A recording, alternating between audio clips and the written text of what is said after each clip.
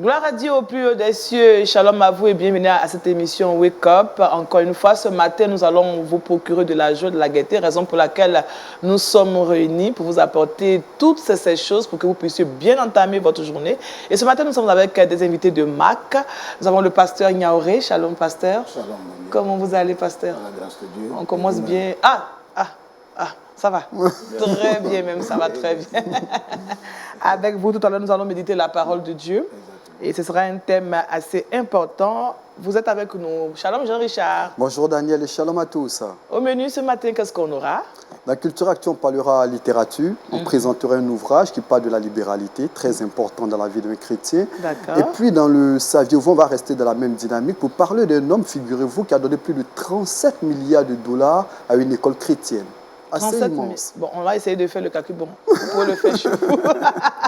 Ce sera donc tout à l'heure Culture Actu. Le saviez-vous? Shalom, maman Déborah Niépé. Alors, bonjour à tous les auditeurs, à tous les téléspectateurs. Oui. Très heureuse d'être sur ce plateau ce matin. Nous également. Au moins, on est 3 femmes, 2 hommes. Mais malheureusement, ils dominent parce que c'est toujours ils qu'on dira.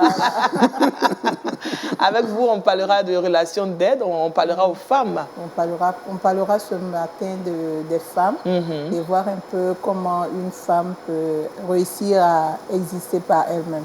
Ah, d'accord. D'accord. Félicia, shalom. Shalom Daniel, shalom à tous. On dit quoi, Félicia? Ça va très bien, et chez toi? Très bien. Le pasteur t'a déjà posé la question. Ah oui, mais tu peux toujours chercher à savoir si je vais bien, il n'y a pas de problème. Alors avec toi, on parle de trucs et astuces, tu as de belles choses à nous faire découvrir ce matin.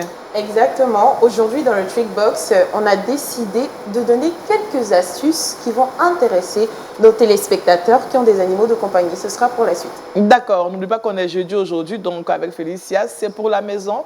On aura des astuces pour embellir notre quotidien. Mais pour l'heure, nous allons partir pour écouter la parole de Dieu. Et c'est la rubrique Méditons ensemble.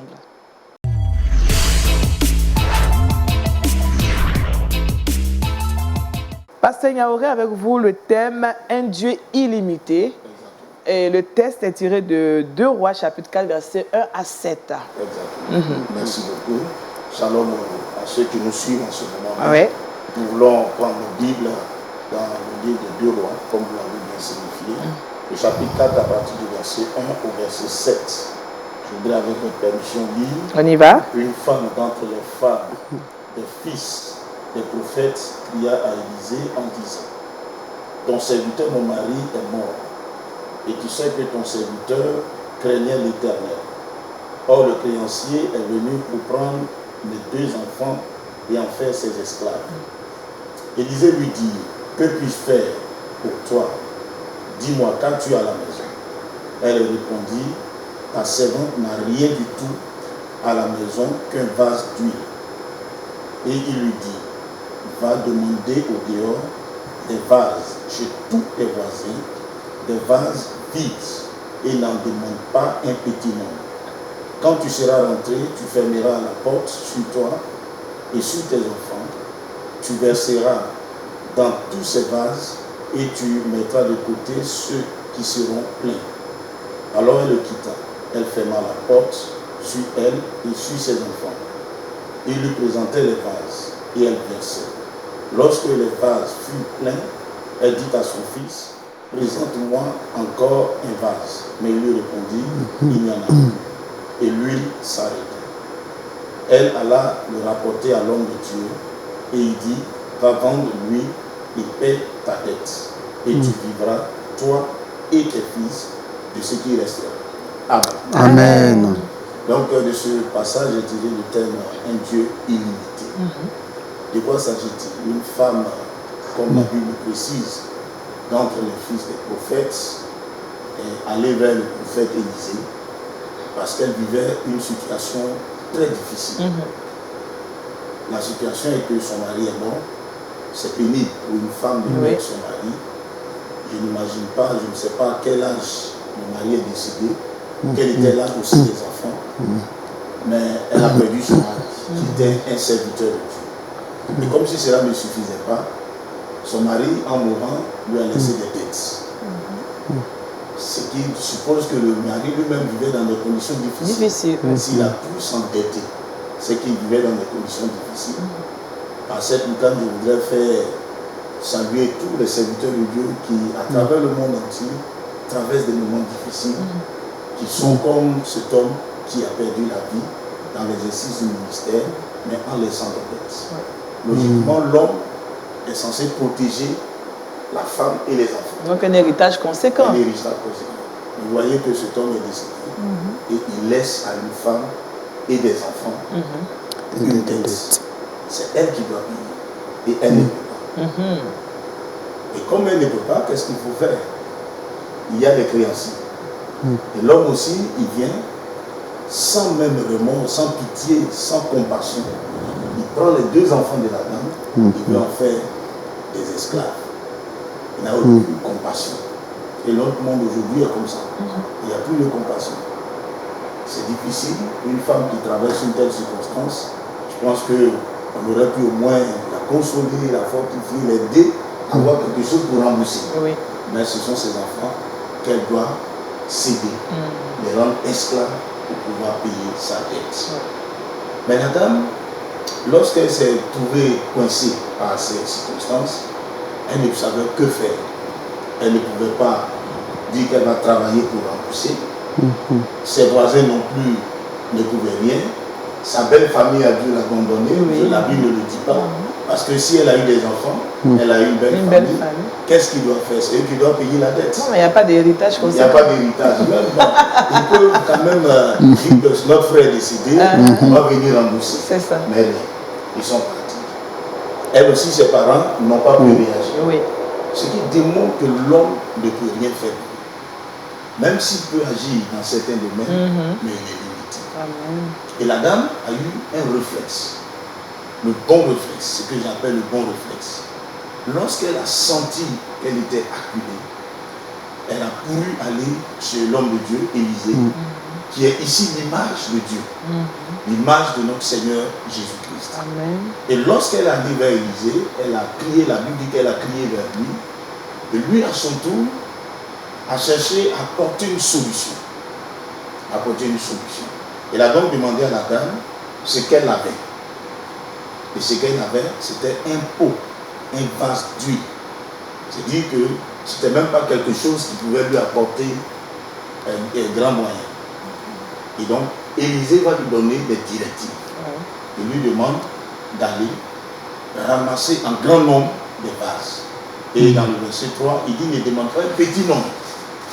Va demander un grand nombre de vases, vite, tu rentres à la maison, tu t'enfermes avec tes enfants, et le peu d'huile que tu as, tu le renverses dans chaque vase que tu vas apporter. Ce n'est pas une usine. Non. C'est une femme en difficulté, qui a un peu d'huile, et qui doit utiliser son huile pour pouvoir remplir des vases. Il fallait une foi extraordinaire. Mais elle savait celui qui lui avait donné cette parole. Elle connaissait la puissance de celui que cet homme adorait, qui est le Dieu vivant, ce Dieu illimité. Ce Dieu devant qui aucune situation n'est plus grande. Elle a cru en cela. Elle savait que si Élisée lui a parlé, c'est qu'il était poussé par l'Esprit du Seigneur. Donc elle a eu confiance. J'admire la foi de cette dame. Elle arrive à la maison, elle s'enferme avec ses enfants et elle prend son vase et elle commence à remplir le vase suivant. Alors qu'en enlevant de l'huile dans le premier vase, il se vide. Mais elle a la ferme conviction que le vase suivant sera rempli jusqu'au dernier. Ça, c'est une grande foi. C'est une grande foi. Et lorsque la dame a obéi, tel que l'homme de Dieu, poussé par le Seigneur, lui a dit, cela s'est réalisé. Jusqu'à ce qu'il n'y ait plus de vase. Et quand elle a vu cela, elle est retournée vers le serviteur de Dieu pour lui dire, voilà, ce que tu m'as dit, c'est réalisé. Il dit, bon, maintenant, va, vends ce que tu as et tu pourras payer tes dettes et vivre encore. Elle était préoccupée par les dettes. Mais le Seigneur voyait au-delà des dettes. Le Seigneur voyait sa vie, son avenir, l'avenir des enfants et d'elle-même. Donc ce matin, ce que je voudrais au travers de ce texte dire, c'est que nous devons savoir que nous adorons un Dieu illimité. Alléluia. Nous servons un Dieu illimité. Un Dieu qui peut tout. Un Dieu qui est soucieux de notre existence. Très souvent, beaucoup de chrétiens croient que Dieu s'occupe seulement de notre salut. On va aller sur la terre et sur au paradis. Donc sur la terre, Dieu nous aide, nous laisse nous débrouiller. Mais ici, Dieu nous donne un exemple palpable qui ne nous laisse pas nous débrouiller. Il ne nous laisse pas souffrir indéfiniment. Si nous avons le bon réflexe, comme cette femme qui a eu le bon réflexe de se tourner vers le Seigneur, au travers l'image d'Élisée, comme je l'ai dit, c'est le Seigneur. Si nous nous tournons vers le Seigneur et nous suivons ses instructions, Dieu prend soin de nous. Dans tous les détails de notre existence. Aucun détail n'échappe au Seigneur. Vous voyez, cette dame, elle avait les dettes. Mais Dieu va utiliser le peu qu'elle avait pour multiplier et lui permettre non seulement d'éponger ses dettes, mais aussi de pouvoir vivre pour que ses enfants, elles, soient épanouis. La question qu'on aurait pu se poser, mais pourquoi Dieu a permis que son mari meure d'abord avant de faire cela? Parce que c'est son serviteur. Moi, je voulais vous poser la question. Oui, vous voyez. Vous savez, Dieu permet toutes choses pour glorifier son nom. Amen. Quand l'homme vivait, elle avait l'espérance que cet homme pouvait nous aider à sortir. Mais une fois que l'homme est parti, il n'y a plus d'objet d'espérance. La seule espérance, c'est le Seigneur. Pour dire à quelqu'un, n'attends pas que ce soit dans ce cas de cette femme, mais place toute ta confiance au Seigneur. Amen. Parce qu'il est illimité. Il peut tout faire. Il peut agir.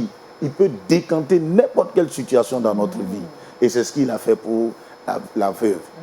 Pour que ce Dieu illimité agisse dans nos vies, une seule chose, la foi. La foi et l'obéissance. Cette femme a cru en la parole. Si nous croyons en la parole de notre Dieu, nous devons faire confiance au Seigneur.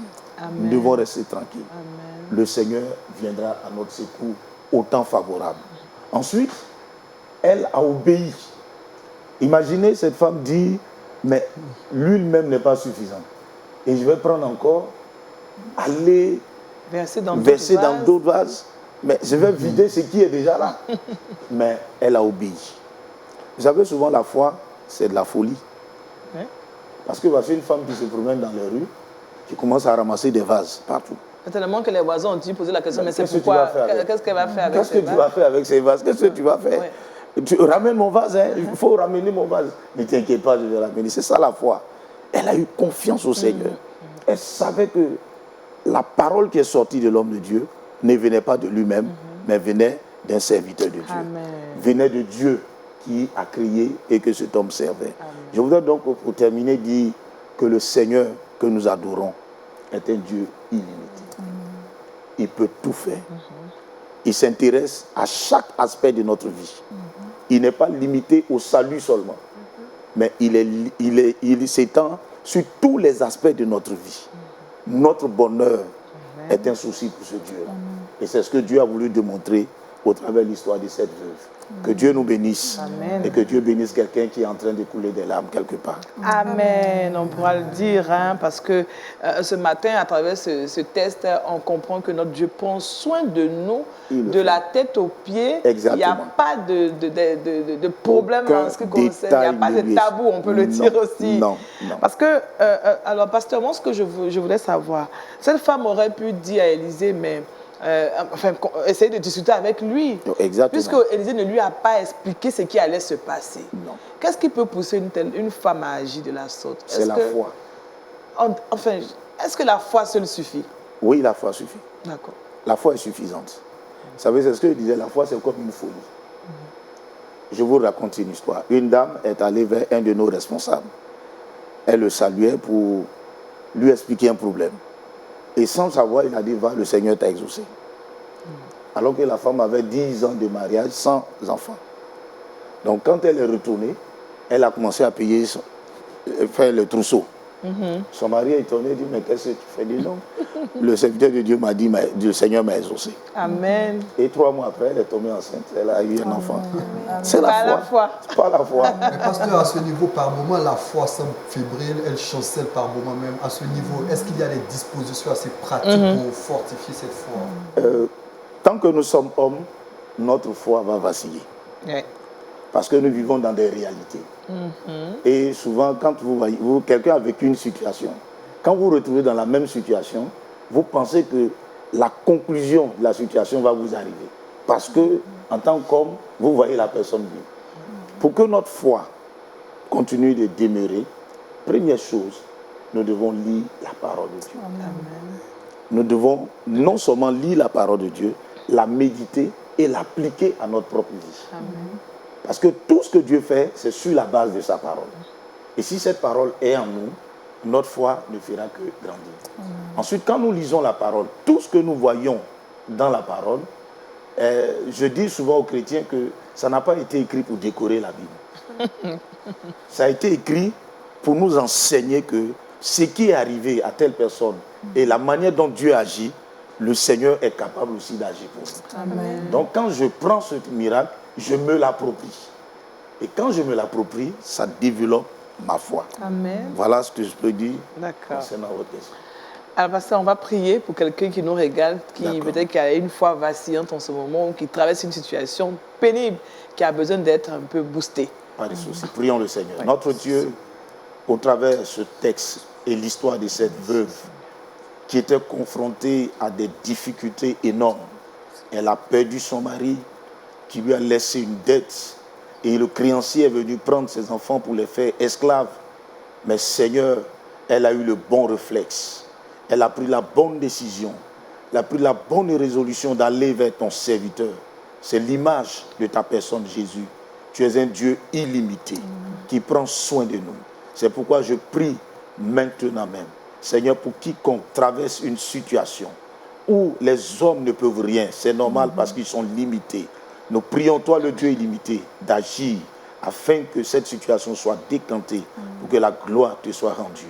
Seigneur, manifeste ta puissance glorieuse au nom de Jésus-Christ. Je prie, Seigneur, pour le personnel de LMTV. Continue de les bénir pour le bon travail qu'ils accomplissent, pour l'épanouissement de ton peuple, mais aussi pour le salut des âmes. Sois béni au nom de Jésus-Christ, notre Sauveur. Amen. Amen. Amen. Un Dieu illimité, c'est le thème de notre méditation ce matin. J'espère que vous avez été touchés par cette méditation. Vous pouvez déjà continuer même à lire ce texte de 2 Rois chapitre 4, versets 1 à 7. En tout cas, merci au pasteur Niaoui qui a ouvert nos yeux sur la foi ce matin.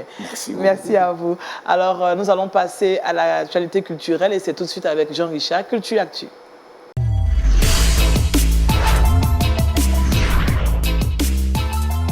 Jean-Richard, toi, tu nous parles de littérature à cette rubrique.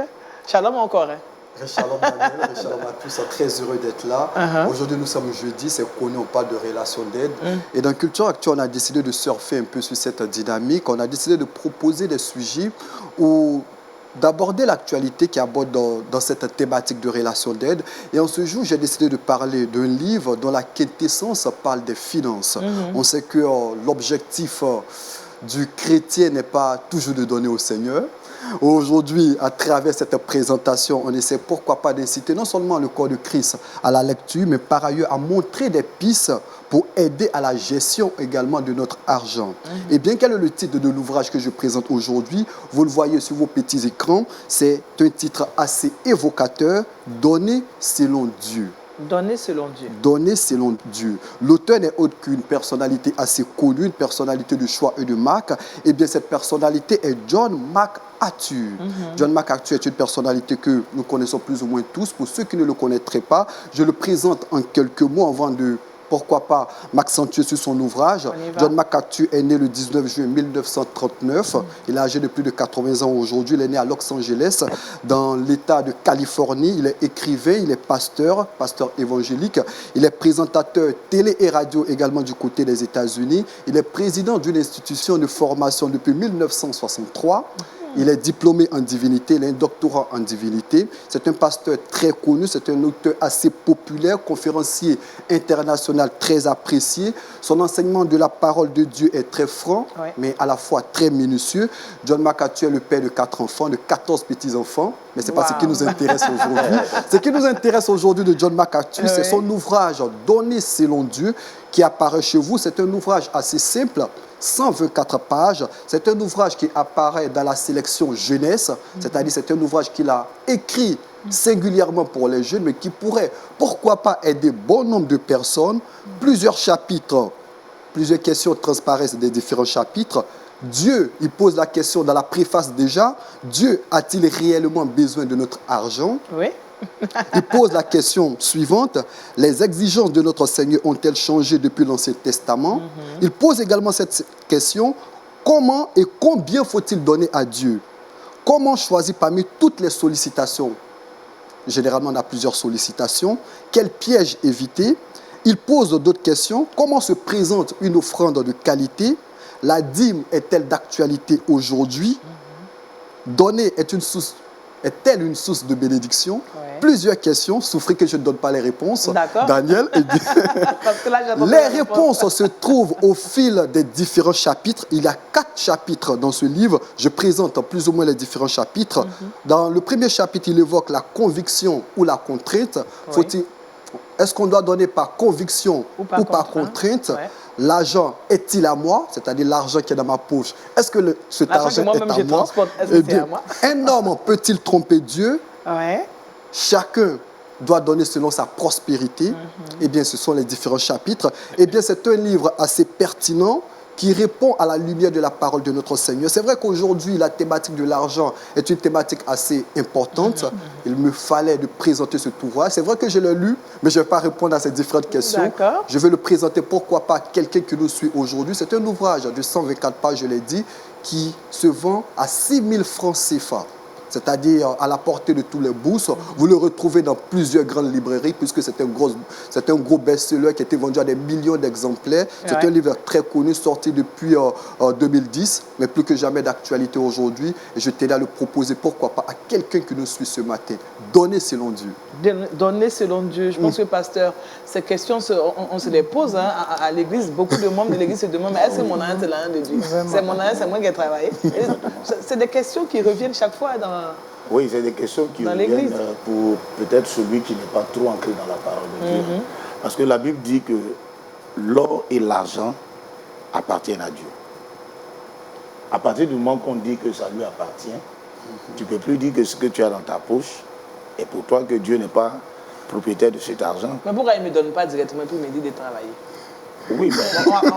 on va pas payer tous les livres, mais vous pouvez répondre aussi. Oui, merci. Et avant de répondre à la question, je pense que c'est vrai que pour tout chrétien ancré dans les Écritures devait comprendre que ce qu'il a appartient au Seigneur, mais à côté, il ne faudrait pas oublier aujourd'hui toute cette gamme, je pourrais dire, des serviteurs de Dieu qui utilise également mal cette grâce que Dieu a faite à l'Église. Alors, c'est important d'avoir ce genre d'ouvrage pour pouvoir éclairer les chrétiens et leur donner de comprendre qu'ils doivent effectivement avoir le discernement. Pour ne pas qu'à la fin d'une action qu'ils ont posée, pensant le faire pour Dieu, qu'ils réalisent qu'ils n'ont pas été dans les voies de Dieu, n'ont pas donné comme Dieu voulait, alors rester sur leur soif. Vraiment, pasteur, vous voulez ajouter quelque chose? Oui, vous savez, je connais un homme de l'église qui nous a dit quelque chose. Il nous a enseigné, il n'est pas pasteur. Il a dit, lui, il a un principe. Tout ce qu'il fait, il ne cherche pas à savoir ce que la personne fait. Lui, il donne au Seigneur. Maintenant, toi, le pasteur, fais ce que tu veux avec. Ah, d'accord. Et c'est quelqu'un qui, aujourd'hui, je peux vous assurer, si c'est sur le plan financier, Dieu l'a béni.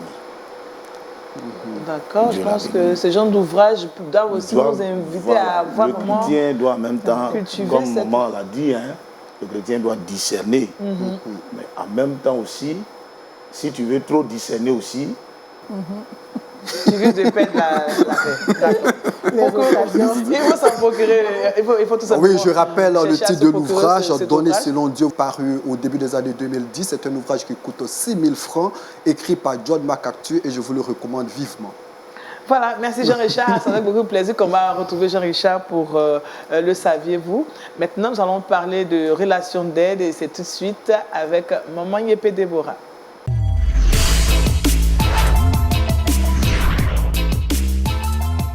Relation d'aide, on y est. On a parlé d'argent, on a parlé de la parole de Dieu. Même la femme, elle cherchait l'argent pour payer la dette. Donc, vous voyez qu'il faut la mesure. Je pense que, encore shalom aux téléspectateurs, Oui. je pense que c'est ce thème d'argent et de mis en rapport avec une femme ici dans le passage de 2 Rois nous amène donc à entrer de plein pied dans le thème que j'ai à nous proposer aujourd'hui, qui est « Femme existe par toi-même ». Voilà, et je dis que le Seigneur fait bien, le passage de méditation parle d'une femme qui a passé sa vie aux côtés d'un homme, qui a eu de beaux enfants, mais qui malheureusement n'a pas pris le temps de développer ce qu'elle avait en elle. Le fait d'être épouse, pour elle, je pense que c'était suffisant pour un temps. Et elle n'a pris conscience de sa valeur et de ce qu'elle pouvait faire pour sa famille qu'après le décès de son mari. Alors ce thème, pour moi, est une occasion pour d'abord dire à une femme que ta vie n'est pas rattachée à un statut matrimonial. Être mariée ne fait pas de toi une femme qui a de la valeur.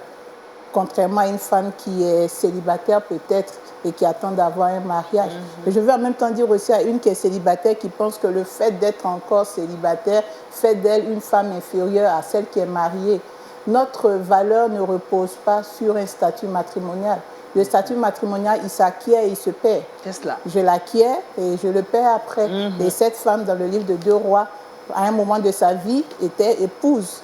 Et à un autre moment, elle a eu un autre statut matrimonial qui était la veuve. Alors, nous devons comprendre en tant que femme que celle qui souffre le plus dans ce genre de situation, c'est plus la femme. Parce que c'est elle qui se retrouve avec les enfants, c'est elle qui doit faire face aux situations et c'est elle qui doit chercher comment sauver la situation. Alors, pourquoi attendre qu'on se retrouve dans des situations compliquées pendant qu'on a en nous des potentialités, on a en nous des valeurs, on a en nous des forces. Cette femme ne s'était jamais rendue compte qu'elle pouvait elle aussi approcher un homme de Dieu. Elle n'avait jamais cru qu'elle pouvait elle aussi être capable de pourvoir aux besoins de sa maison. Puisqu'elle avait comme époux un homme de Dieu aussi. Alors, souvent, nous n'arrivons pas et nous ne prenons pas conscience de la valeur que nous avons en tant que femme. Je veux ce matin encourager une femme et lui dire que « existe par toi-même » n'est pas un message d'émancipation, non. Mais c'est un message pour qu'on comprenne en tant que femme que ce que Dieu a mis en nous est plus que ce que nous-mêmes nous imaginons. Alors, il est important que chaque femme réalise la force qu'elle a en elle et qu'elle puisse l'utiliser pour le bien de sa maison, pour le bien de sa famille, pour sa société. Justement, comment la femme peut arriver à décider ce qu'elle a en elle? Je voudrais en arriver là, mais je veux déjà qu'une femme comprenne qu'à l'origine, quand Dieu l'a créée, Dieu dit « je vais faire une aide ». Donc ce simple mot, à bien l'analyser, nous donne de comprendre que c'est une force que Dieu a mise en place. Amen. Ce n'est pas juste un corps.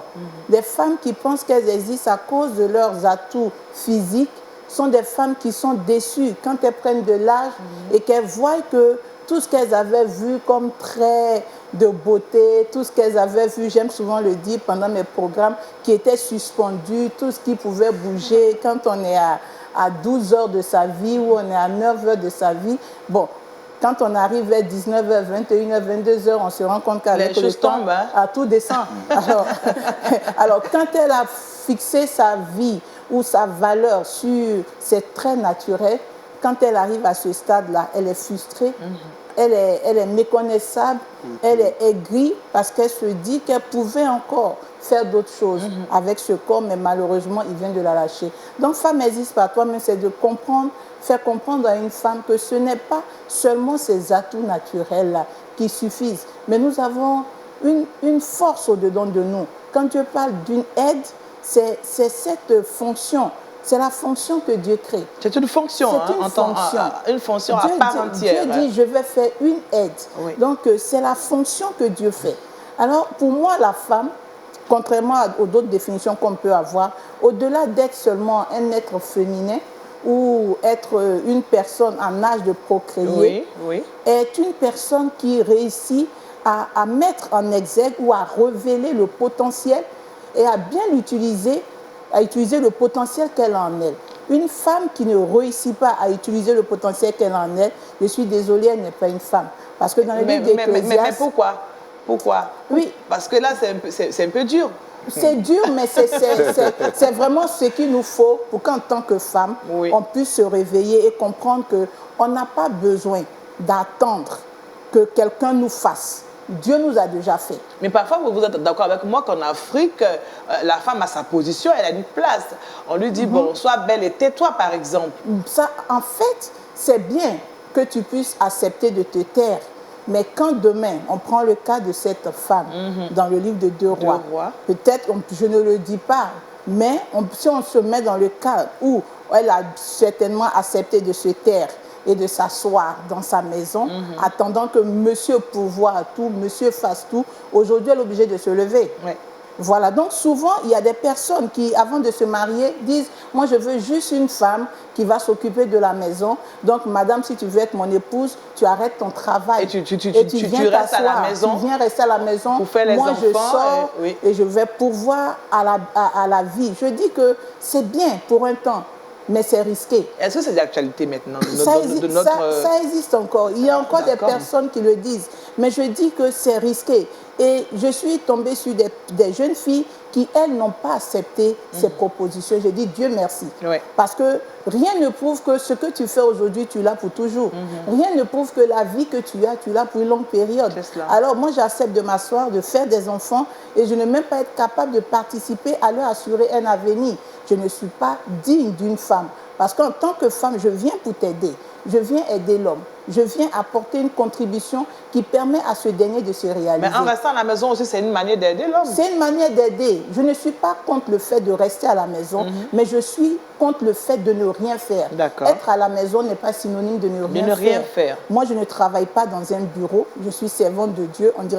On dira certainement que je suis à la maison, mais j'ai plusieurs cordes à mon arc.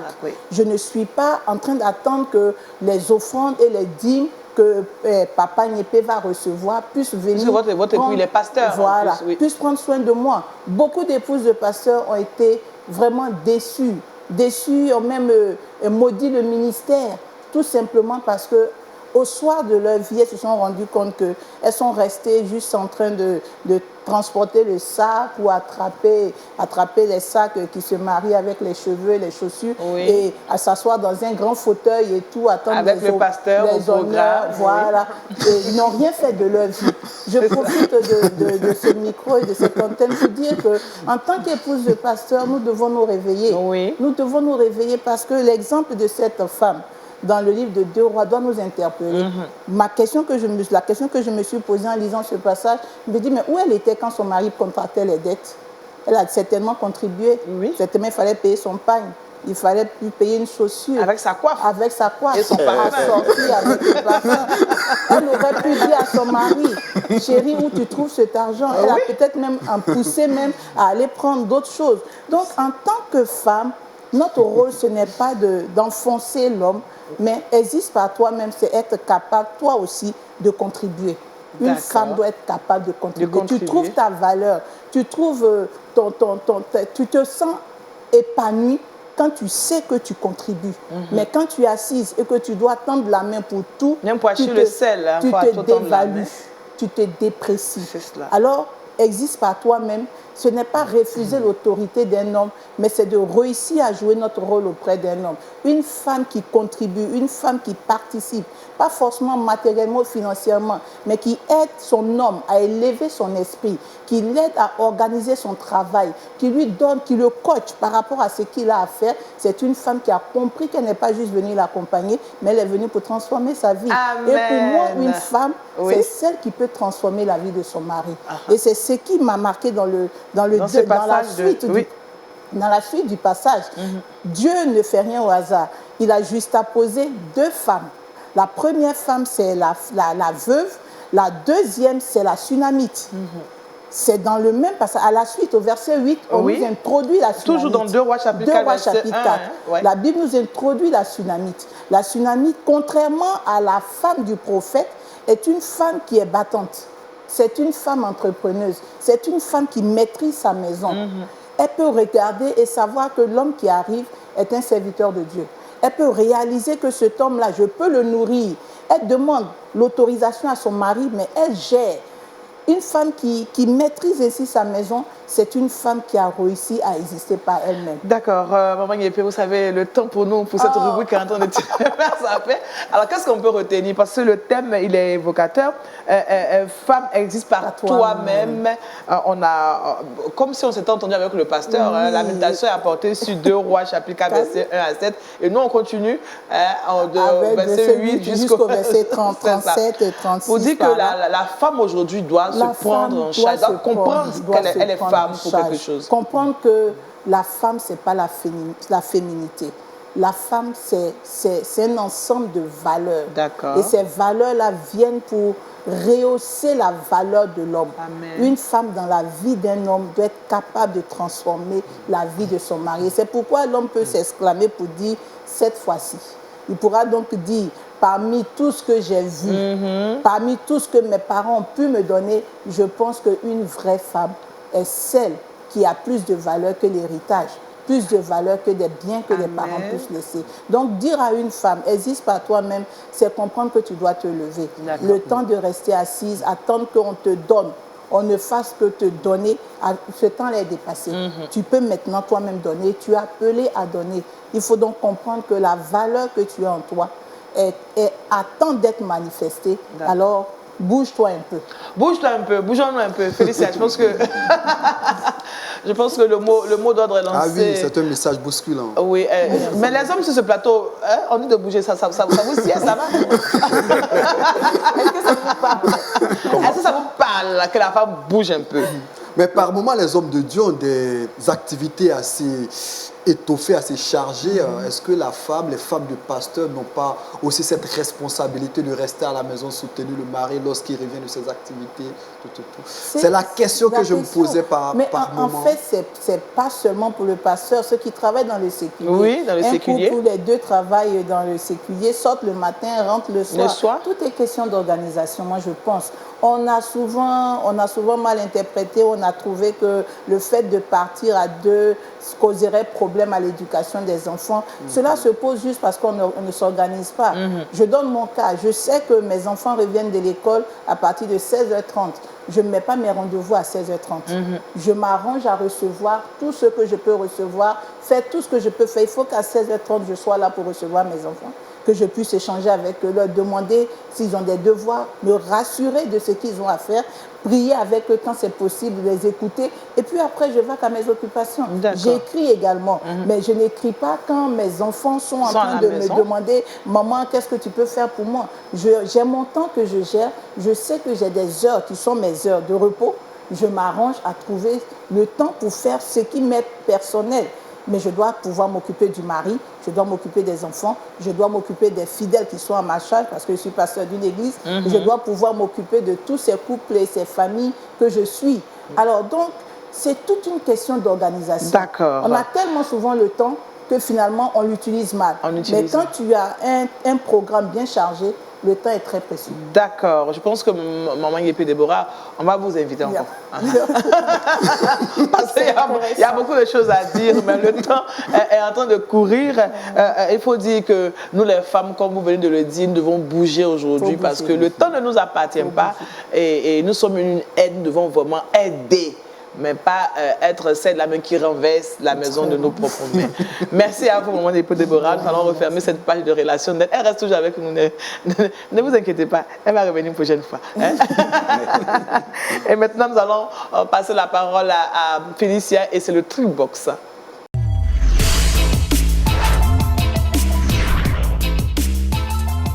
Félicia, je pense que tu as été boostée, hein, vraiment. Tu as été boostée ce matin. J'ai été impactée positivement. Ah, d'accord. Je sais que tu vas te lever et puis bouger comme c'est toi, parce que vraiment. Oui. Avec toi, on va avoir des astuces pour embellir notre quotidien. Voilà, vous savez, comme de coutume dans le Trickbox, on aborde des astuces assez simples, surtout naturelles et pratiques pour nous aider dans notre quotidien. Je sais que vous aimez vos animaux de compagnie, je sais que vous les affectionnez et tout, mais parfois, il ne faudrait pas se mentir, on en a un peu assez des poils qui traînent un peu sur la moquette, dans nos vêtements et tout. Ne vous culpabilisez pas, n'essayez pas aussi de jeter les animaux et tout. Il y a des astuces très simples que vous pouvez utiliser. Parce que parfois, c'est pas facile. Voilà. On veut les mettre dehors et tout. Aimez-les, laissez-les à la maison. Vous pouvez utiliser ces astuces que je vais vous donner là. Très pratiques pour pouvoir vous aider. La première des astuces, lorsqu'il y a des poils de chien ou de chat, par exemple, dans vos fauteuils en tissu, vous pouvez utiliser une éponge humide pour ces tissus-là. Comment vous faites pour éliminer ces poils? Vous prenez l'éponge que vous allez humidifier un peu avec de l'eau et vous passez sur ces tissus-là en faisant de petits cercles. D'accord, un peu comme ça. Comme ça, très légèrement. Il faudrait que cette éponge-là soit neuve pour que cette action-là soit encore plus efficace. D'accord. Donc voilà, vous allez voir que ça va marcher et que les poils vont être ôtés. La deuxième des astuces, c'est d'utiliser un gant en caoutchouc. Un gant en caoutchouc. Oui. Pourquoi le gant en caoutchouc? Parce qu'il faudrait dire que le latex provoque de l'électricité statique. Voilà, on va faire un peu de physique. D'accord. Voilà. on va s'attendre. Ok. Bon, il fallait que je lâche ça. Oui, d'accord. Donc, le latex provoque de l'électricité statique qui va attirer les poils. Donc, lorsque vous prenez ces gants en caoutchouc là et que vous essayez de regrouper ça et là où se trouvent ces poils de chat ou de chien ou de n'importe quel animal que vous possédez, qui possède ces poils-là, vous allez vous rendre compte que ça va disparaître. Voilà. Et la troisième des astuces que je veux utiliser, et la dernière, c'est de ramasser les poils de chien ou de chat avec une lingette assouplissante. Les lingettes de bébé qu'on utilise sur le marché. Vous pouvez utiliser ça pour faire votre ménage. Ce sera ça sent bon, il y a du parfum. Exactement. Parfois, il y en a avec du parfum, d'autres pas. Mais ce qui est sûr, c'est que ça fonctionne. Si vous voulez faire votre ménage de façon naturelle. Félicia, juste, elle a dit que des poulets comme animal de compagnie. J'ai dit des poils. D'accord. Non, mais c'est vrai. Non, mais elle a dit que des poulets comme des poules, qu'est-ce qu'il faut? Bon, on va réfléchir. D'accord. Merci Félicia pour ces astuces, comment éliminer les poils de nos animaux de compagnie, de nos meubles, de notre maison. Merci pour toutes ces astuces. Nous allons refermer le Trickbox et maintenant, nous allons nous intéresser à cette question. Le saviez-vous? C'est tout de suite.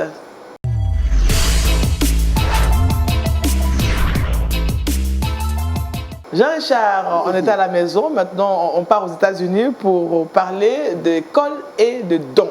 Effectivement. Et d'argent encore. Effectivement. Non, ce matin on est béni. Non, attends, on a parlé d'argent, le pasteur, on a parlé un peu d'argent, puis on parle. Ok, là je suis béni ce matin. Oui. On a décidé une fois de plus dans le saviez-vous de parler de libéralité et de dons. Vous le savez, est-ce que vous connaissez l'école Gordon College? C'est une école qui a fait l'actualité ces dernières semaines. Une école chrétienne. Ah oui, c'est une école chrétienne. Vous savez que les écoles chrétiennes ont pignon sur rue, des écoles qui sont très appréciées à travers le monde. Dans toutes les contrées du monde, les gens apprécient les écoles chrétiennes. Mais malheureusement, elles coûtent un peu cher. Un peu cher. C'est dû à quoi? Bon, après, on va répondre à cette question. Oui, elles coûtent un peu cher, des écoles très appréciées un peu partout. C'est un peu le cas du Gordon College. C'est un collège du côté des États-Unis qui a environ 1600 étudiants du premier cycle. Et cette école peut pourtant accueillir près de 3000 élèves. Et cette école n'accueille que 1600 étudiants. La raison, cette école coûte très cher. La scolarité s'élève à 50 000 $ par an, soit plus de 2 millions de francs CFA. Énorme. Figurez-vous que pour l'année 2017-2018, 2500 élèves ont été affectés dans le collège et la plupart ne sont pas allés dans ce collège. Et pour cause, la scolarité coûte énormément cher. Et pourtant, les parents sont nombreux à affectionner cette école, mais elle coûte tellement cher. L'école a vu que la plupart des inscriptions étaient en chute libre. Elle a décidé de lancer, pourquoi pas, des appels d'offres appel à des bonnes volontés qui pourraient pourquoi pas aider l'école. Et l'école sollicitait 130 millions de dollars. 130 millions de dollars pour aider la plupart des élèves qui allaient être inscrits tout au long pendant 130 ans. Pendant 130 ans. Pendant 130 ans. Wow, c'est grand, ça. Eh bien, figurez-vous qu'un anonyme a fait don de 75 millions de dollars, soit 36 milliards de francs CFA. L'école avait demandé combien? 130 millions. Et l'anonyme a fait L'anonyme a fait don de 75 millions de dollars. Wow. Une seule personne? Une seule personne. Il a dit à l'école de ne pas dévoiler son nom. Oh, heureusement. Eh bien, l'école a tenu à saluer cette personne. Et figurez-vous qu'avec ce don, la plupart des élèves, sur pratiquement 10 ans, vont bénéficier des études assez gratuites. C'est quelque chose qu'il faut saluer. Comme quoi, les dons que nous faisons par moment peuvent aider un certain nombre de personnes. Et puis les écoles chrétiennes contribuent, pourquoi pas, à perpétuer le nom du Seigneur Jésus-Christ, à enseigner la bonne nouvelle. C'est ce message qu'on tenait à passer. Certaines personnes qui s'évertuent, pourquoi pas, à aider certaines écoles, les écoles chrétiennes qui coûtent cher. Si vous avez assez d'argent, pourquoi pas investir dans ces différentes écoles pour que la scolarité baisse un peu, pour véhiculer, pourquoi pas, le message du Seigneur Jésus-Christ à nos enfants. Je pense qu'on a deux pasteurs sur le plateau. Je pense qu'il ne faut pas attendre d'avoir déjà assez, déjà comprendre que ce qu'on a, on peut déjà aider quelqu'un. Merci, maman. On peut déjà aider quelqu'un. Je ne peux peut-être pas payer toute la scolarité de quelqu'un, mais je peux aider certainement une famille en apportant en début d'année scolaire des fournitures à 1 ou 2 enfants sur les 4 ou 5 que l'autre a. Je pense que c'est en commençant à faire de petits dons que demain, Dieu nous accorde suffisamment et au-delà de ce que nous pensons avoir, et nous sommes capables de faire de grands dons. Donc, n'attendons pas d'avoir assez comme ce dernier, mais commençons déjà avec le peu. Avec le peu. Alors, pasteur, une école chrétienne qui reçoit un tel don, c'est vraiment grand devant Dieu. Oui, c'est grand, c'est à louer et à imiter. Ah oui. Voilà. À imiter, oui. Exactement. Ah oui, parce que les écoles chrétiennes coûtent très cher. Très cher. On ne sait pas pourquoi, mais elles coûtent cher. Pourquoi ça coûte cher? Bon, ça coûte cher parce que d'abord même l'éducation coûte cher. D'accord, le prix à payer. Le prix à payer. Ensuite, pour qu'une école soit bonne, ce n'est pas le bâtiment, c'est la qualité des enseignants. Oui. Et pour pouvoir aussi avoir de bons enseignants, il faut donner un bon salaire. Voilà pourquoi l'école chrétienne coûte cher. Voilà. On a la réponse. Jean-Richard, c'est fini. En tout cas, merci Jean-Richard pour toutes ces informations. Le saviez-vous? On m'a rappelé... le Gordon College qui est soutien dans l'État de Massachusetts. D'accord, qui a reçu vraiment beaucoup d'argent. 75 millions de dollars, soit 37 milliards de francs CFA. Énorme. Ah bon, d'accord. Heureusement qu'on ne connaît pas le nom de ce donateur, hein. Sinon on allait peut-être aller lui dire bonjour une fois en passant. Alors Félicia, tu as pour nous le verset boussole. 2 Rois chapitre 4 verset 3. Et il dit, va demander au dehors des vases chez tous tes voisins, des vases vides, et n'en demande pas un petit nombre. Parce que la bénédiction sera grande. Merci au pasteur Nyaoré, avec qui nous avons médité la parole de Dieu, un Dieu illimité. C'est le thème de cette méditation. Merci à Jean-Richard et à Félicia, et puis on n'oublie pas Maman Nyépé et Déborah, avec qui nous avons parlé d'un thème assez important. Femme existe par toi-même. En tout cas, merci à tous pour toutes ces informations. Merci à tous ceux qui nous ont permis d'être avec vous. En espérant vous retrouver très prochainement. Nous prions que la grâce de Dieu demeure avec vous. Demain, vous serez avec Aniel Conan. Shalom.